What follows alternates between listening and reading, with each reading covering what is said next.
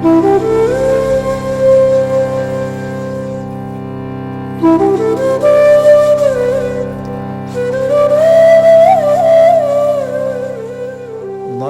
મગધરાજનો કેવો અદ્ભુત દાખલો છે.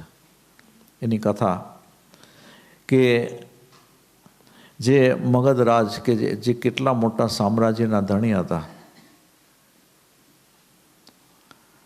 અને એના જ પુત્રે એનું રાજ પડાવી લીધું અને એને જેલમાં ધકેલી દીધા.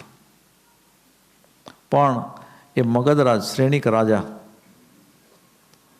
કે જે આ ઘણા બધા પોતે રાજ્ય કરતા હતા ત્યારે જે ઘણા બધા ક્રૂર કર્મો કરેલા હતા, એને જેને કહીએ ને કે કર્મ બંધન કરવામાં કાંઈ બાકી નહોતું રાખ્યું. આવા કર્મો કરેલા હતા અને એનાથી એને નારકીનો બંધ થયેલો હતો. પણ એના કેવા બીજા પુણ્ય જાગેલા હશે કે એને ભગવાન મહાવીરનો જોગ થયો અને એને ઉચ્ચ જ્ઞાન દશા સાધી લીધી.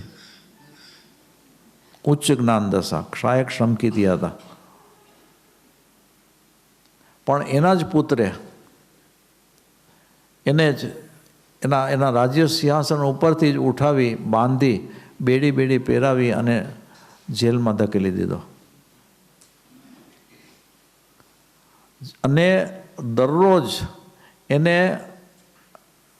આપણે મીઠાના પાણીમાં બોળેલા કોરડા 100 વખત ફટકારવાના ખુલ્લા શરીરે. એના જ પુત્રે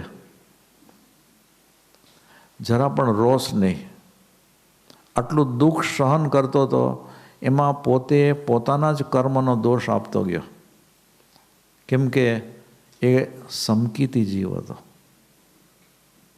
પણ સમકિત પ્રાપ્ત કર્યું, ક્ષાયક સમકીતી થયો એ પહેલાં એને કેવા ઘોર કર્મો કરેલા હતા.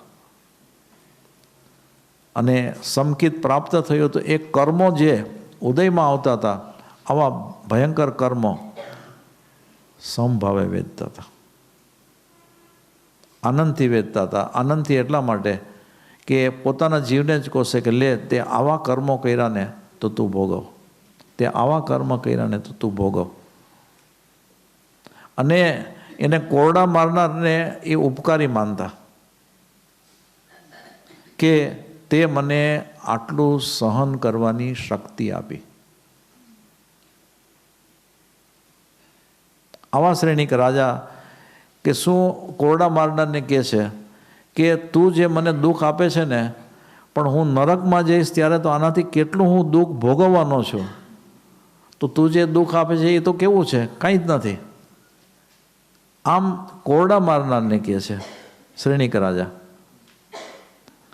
અને એનો જ પુત્ર કે જ્યારે એ સાચી હકીકત જાણે છે કે મારા પિતાશ્રીને મેં આવી રીતે જેલમાં પૂર્યા, એ મેં મોટામાં મોટી ભૂલ કરી કે જે મને કેટલો પ્રેમ કરતા હતા, મારા ઉપર એને કેટલું વાત્સલ્ય હતું, અને એને જ મેં જેલમાં ધકેલી દીધા. તો એને જેલના બંધનમાંથી છોડાવવા માટે જ્યારે આ સાંભળ્યું એની મા પાસેથી, અને એ એકદમ દોડ્યા કે હવે હું એને જેલમાંથી છોડાવો. તો જેલ પાસે જાય છે તો કોઈ માણસને એને જેલને તાળા મારેલા હતા. તો કુહાડી હતી તો કુહાડીથી તાળું તોડી નાખે છે અને કુહાડી લઈને એના પિતાને છોડાવવા માટે જાય છે. પિતાને ખબર પડે છે કે પુત્ર કુહાડી લઈને આવે છે, એ મને મારી નાખશે અને મને માર્યાની હત્યાનું એને પાપ લાગશે. માટે એને પાપ ન લાગે એટલે પોતાની વીંટી ચૂસી ઝેર પી ગયા અને એનું મૃત્યુ થયું. એના હત્યાનું પાપ ન લાગે એટલા માટે.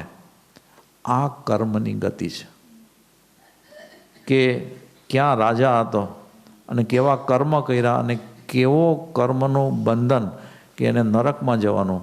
અને અત્યારના એ શ્રેણીક રાજા પેલી નરકમાં છે, નરકના દુઃખ ભોગવી રહ્યા છે સમભાવે.